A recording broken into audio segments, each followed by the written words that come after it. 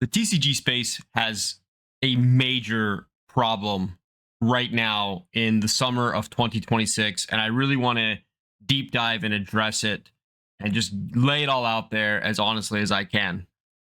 Case Hits Collectibles back at you again with another video, and if you don't mind, take a second to click the like and subscribe button. That really does help promote the channel and help me grow, and just motivate me to continue to talk about this stuff. So what is that major problem that we have in the TCG space right now? Is it scalpers, right? Is it people coming in and just buying out everything and then setting the new price floor that's unobtainable for all the players and the children?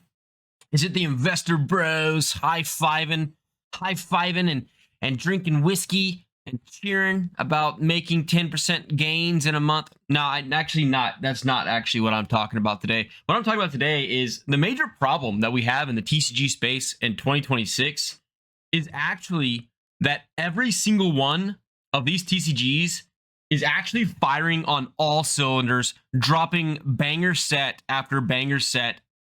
I can't even keep up. I've got quite a few of them listed here, and leave a comment for me today. Let me know what game do you play, or do you collect, or do you invest in that you're most hyped and excited about its release. And I'm going to go through all the releases that have me like absolutely wishing I had about $100,000 more dollars, to be honest. All right, so here we go.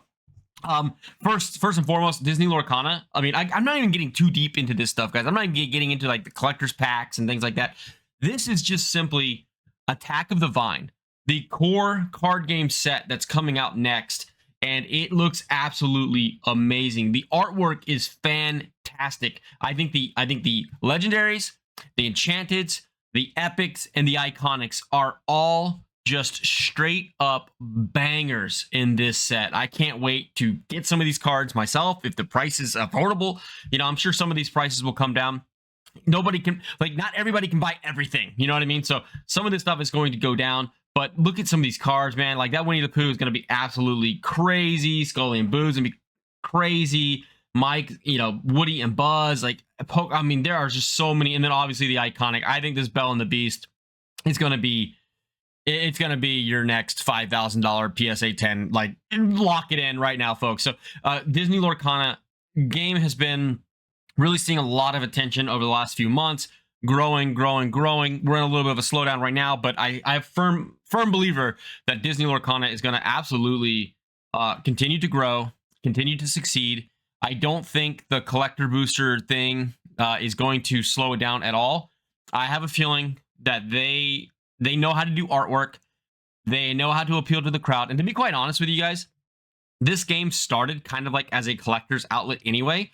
I kind of felt like it legitimately started as a collector game and then kind of grew into a player game when the collectors kind of like stopped paying attention after, the first edition and D23, because don't forget, it released collectible items first before it even had playable cards. So I'm curious to see how this all goes. I think they know what they're doing. They've made some great changes since Fabled, and honestly, like every set seems to be what I would say investable and collectible since Fabled for sure. I also have my eye on a couple, earlier sets as well.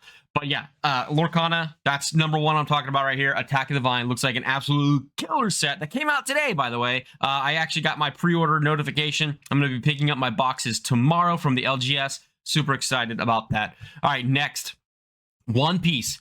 OP17, okay? Just again, banger after banger. If you've looked through the cards of OP17, you're a One Piece collector or player, amazing artwork. We're going to get manga leader cards. Okay, that's going to be unprecedented. That's going to be amazing. All sorts of different SPs, all sorts of cards, just unbelievable amount of amazing cards. Not only that, this is the set, right? This is the set that brings all the releases around the world into the same time frame. So there's no longer going to be, the East is, dealing with product a set or two ahead of the West. Now we're all in the same product. This set looks absolutely amazing. I don't know if there's any One Piece collectors or fans out there. I haven't actually done my market videos on One Piece in a while. I probably should go back and do some, but this is one of those sets I absolutely need to get some boxes of this and stash them away, because I cannot wait to see what happens here. And then obviously pick up some singles. One Piece has this thing where oftentimes there's SPs and there's leader alts and things that you can pick up that are pretty cheap when the players don't necessarily care about them because they're not meta qualifying decks or something. And you can get all these really cool cards for a nice penny, get 2 or 3 copies, and then when they double, triple, 10x in value, you just sell a couple copies and you keep your good ones. Or you can go send them off the grade because, One Piece, Bandai card games, they seem to get like a 90-95% gem rate for a PSA 10 or, a BGS 10. So really easy to do there. CGC as well. But One Piece, absolutely killer set. This is going to be an amazing set. I don't know. Again, I don't know if any of these products are actually going to sell at what people like to call the MSRP, the suggested price, right? The suggested price doesn't mean that it should sell there. That's just the suggested price. If it sells for more, it sells for more. If it sells for less, it sells for less. Like, it is what it is. All right. Next, Gundam CG. The Gundam card game.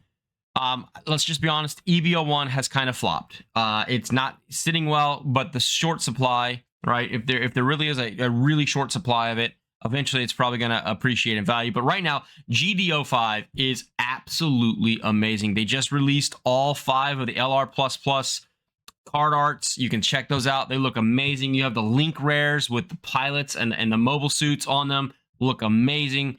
All sorts of, LRs and LR pluses and U pluses. I mean, this set absolutely is like, it's got the player base all excited. They made entire like rules, ban and restriction list changes to kind of shape up the meta and make it more exciting for people and kind of give a little bit more decks an opportunity to thrive and not like this kind of like aggro meta. So it's just, Bandai knows what they're doing. They keep print runs like reasonable, not really large and not really small. They keep them reasonable. They know what they're doing.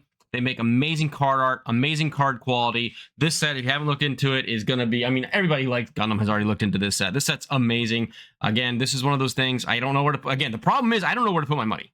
I don't have enough money to go around to all these different things. Luckily, they all come out within like a month of each other, but goodness gracious, are these games absolutely just nailing these fire sets back to back to back. Next up, it would be crazy to go through this entire conversation without talking about Pokemon 30th Celebrations product showcase. So this is going to have, you're going to have so many SKUs, so many different types of product that you can pick up. These premium collections look amazing. It just, all of these things, the Elite Trainer boxes, of course, are going to be a hit. Everybody's going to be chasing those.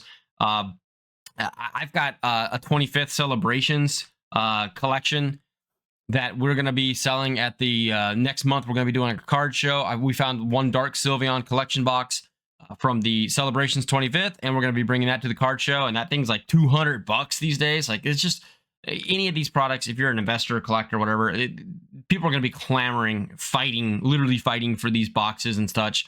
And we'll see what happens. But again, this is just another amazing set. Amazing set. We're going to have a ton of amazing products that everybody's going to want. The one thing about the Pokemon Company is I'm sure they printed billions of cards. So we will probably be able to get this for months to come. And then there will be probably second waves and third waves and all this stuff. So I'm sure we'll get an opportunity to get Pokemon 30th at a reasonable price. Anybody who's complaining, by the way, just caveat here. If you are somebody who complains about prices when the products are at pre-sale prices, you might have like a screw loose in your brain. Pre-sale prices are just that. It's people with limited access to the product, or people that are probably pre-selling that don't even know that they're going to get the product and are probably going to cancel orders anyway, listing a really, really high price, hoping to get some sucker or fool to buy it for a really, really high price. Like, just relax. Like, let things release. Let the market shake up a little bit. Take your time. Everything's going to be okay. You don't have to be the first person to buy something. You don't have to look at a box and be like, oh my gosh, it's pre-ordering for $600. If I don't buy it now, it's going to be $1,000. And then a month later, it drops all the way down to like $200. Just relax, okay? Just relax. Now, is there a lot of crazy cool stuff coming out? Yes. Are you going to be able to buy every single game that you probably are interested in playing or collecting or investing in?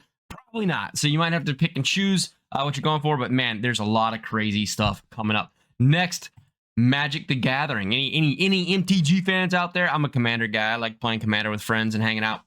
But we have the freaking Hobbit set, the Lord of the Rings set. It started out kind of soft back when it originally came out.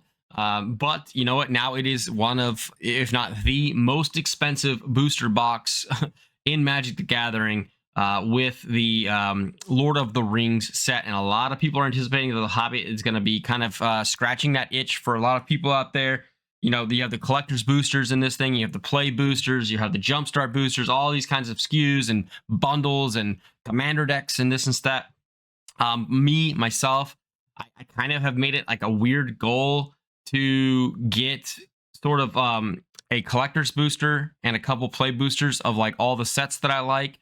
And you know, the collector booster is just kind of that like set on the shelf long-term investment type thing, and the play boosters are there because it's like, well, I can either wait for them to go up and sell, you know, or I can play with those cards, and they make cool displays anyway. So gosh, Magic the Gathering, one thing about Magic the Gathering though, it's kind of like, man, kind of like Pokemon too, but Magic the Gathering, like they've already announced like 4 more sets coming up after this, so it's hard to really get too hyped for anything Magic because there's always a new wave of information and newness that you have to kind of like dig into. I mean, they released like what, 3 sets today: an underwater set, like an African style set, and the Ikora, you know, meshing set with giant mechs and such, kind of like Gundam, right?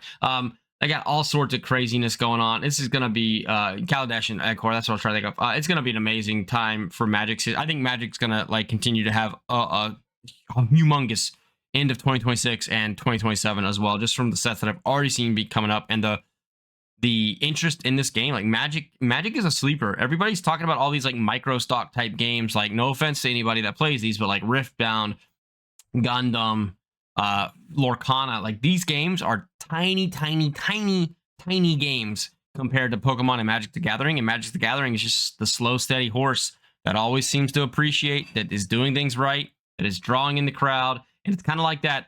It's kind of like you know, that fallback. Whenever you don't know what else to do, or you're bored with a different type of game, you can always fall back and play some Magic because everybody has the cards, everybody plays the game. So anyway, that's going on as well.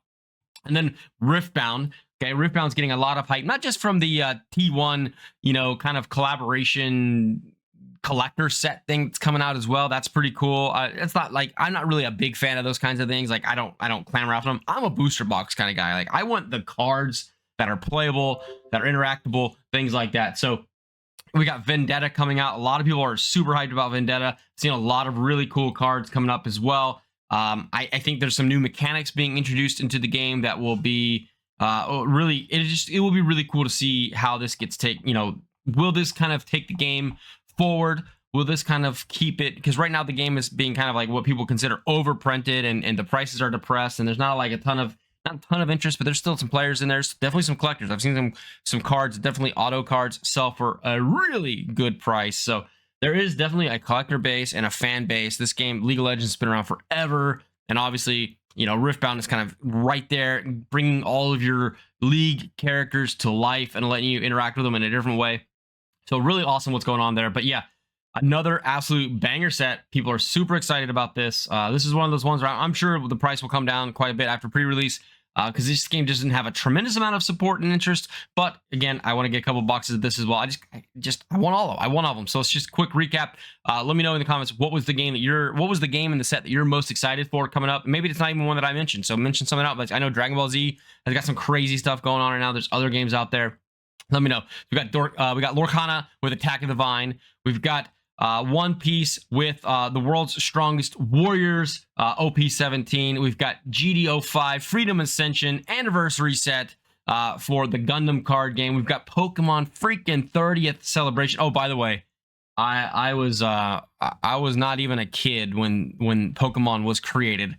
I'm over the 30 years for sure. And yeah, there you go. I've been around for every year that Pokemon's ever existed, and every year that Magic's ever existed, if you care. All right, Magic the Gathering, the Hobbit set, super cool. I mean, I love Lord of the Rings. I love the Hobbit. I love Game of Thrones. I love all that kind of like fantasy Magic era, you know, King Arthur kind of stuff. And here we go, the Hobbit set. Definitely want to get some of that. And finally, Riftbound Vendetta, probably my least interested one. But, you know, if I had to cut one off the list, I would probably cut that one off. But, man, just all these games, banger art, amazing set design, fun gameplay. What more can you ask? Again, before you go, if you don't mind, click the like and the subscribe button on the videos. I would appreciate that. The support. Share the videos if you got something out of it. And I will see you guys next time. Bye-bye for now.